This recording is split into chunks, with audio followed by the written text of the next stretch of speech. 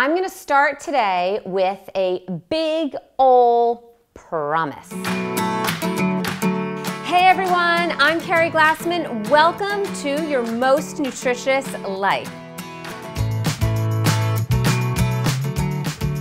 I'm going to promise you something today, and then I'll back it up, I swear. I'm gonna promise you that fat does not make you fat.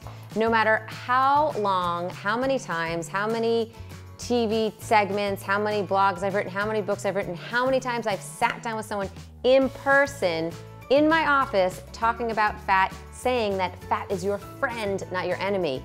I still, to this day, will get questions about, is this too much avocado? Am I really, is it really okay to eat that much peanut butter? Doesn't fat make me fat?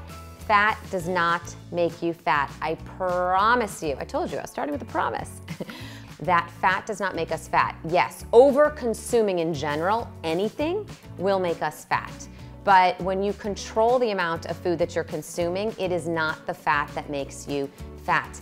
Actually, studies have even shown that low-fat diets can make you gain weight, not help you lose weight. Okay, so why am I such a fan of fat?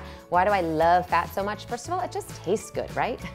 But the key is we have to eat the right types of fat, and not all fats are created equal. So let's start off with the fats that have gotten a bad rap.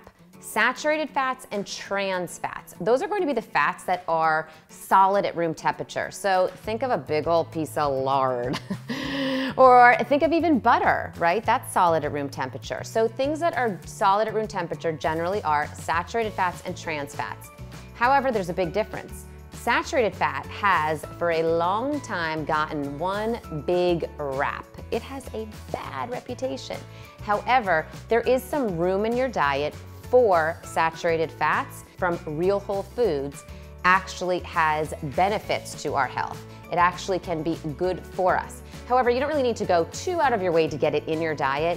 If you consume dairy, coconut, dark chocolate, butter, grass-fed butter I love, you're going to be getting a little bit of that saturated fat to reap some of those benefits. Trans fats, we're going to find a little bit naturally in food, but people get the majority of their trans fats from packaged processed foods, which we know are not good for us for a whole variety of reasons. Healthy fats, on the other hand, from foods like monounsaturated fats, avocado, nuts, seeds, and polyunsaturated fats, including those essential fatty acids, things like fatty fish and nuts and seeds as well, are going to be beneficial to our health. They're going to do things like boost our immunity, be good for our brain functioning, help us lose weight. Yes, help us lose weight, and also be good for our heart health. Where people always think of fat being bad for our heart health, these healthy fats actually are good for your cardiovascular health. Okay, so there are a few key things, however, that I want you to focus on when it comes to fats. The vitamins A, D, E, and K are going to be absorbed better when there's fat with it. So that doesn't mean I want you to pour on some ranch dressing, packaged dressing with all sorts of chemicals and junk in it, but I want you to use a good, healthy fat dressing. But you're going to get more out of that salad. That salad is going to be working for you, providing you with not only more satisfaction, but more health benefits if you add some fat on there. Of course, we want to use portion control. About a tablespoon of a oil and vinegar dressing is perfect to reap those benefits. The next thing I want to talk about fat is something you're going to love. Fat helps you burn fat. Yes, when you eat fat, again, healthy fat, it is actually going to help you take fat out of your cells and use it for energy. So fat can give you, again, when eaten in proper portion control, can give you a little metabolic boost, which is why it's important to get in that fat consistently throughout the day. We actually need about 30% of our calories to come from fat. So let's say you're having something like an apple. That apple alone isn't gonna do as much for you as, let's say, instead of having a big fat apple, have half that apple with 2 teaspoons of, let's say, almond butter.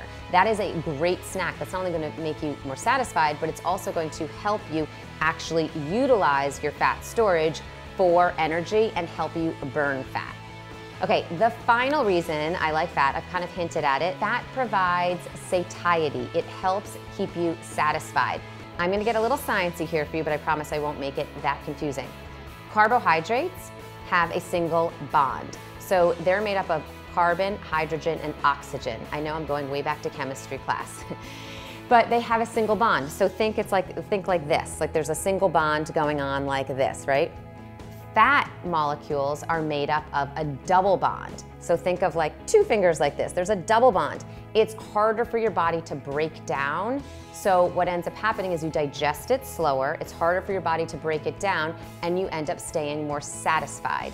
That's why fat can help provide satiety. So not only is that fat helping you burn fat, not only is that fat helping you absorb fat-soluble vitamins, but that fat in that snack is also helping keep you satisfied.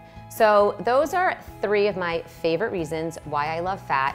Again, you absolutely need to eat it within portion control. I'm not suggesting over-consuming anything, but if you listen to your body and you eat fat consistently throughout the day, the right types of fat, you are on your way to not only improving your immune system, but you're on your way to actually probably helping you lose weight, as well as improve your brain function and keep you satisfied and feeling good, and like I said before, improving your overall heart health. So check out below, I've got some more inspiration for you on ways to incorporate fat into your diet so you can feel your best and live your most nutritious life. Also check out my book, Why Can't I Drop the Weight? Thanks so much for watching.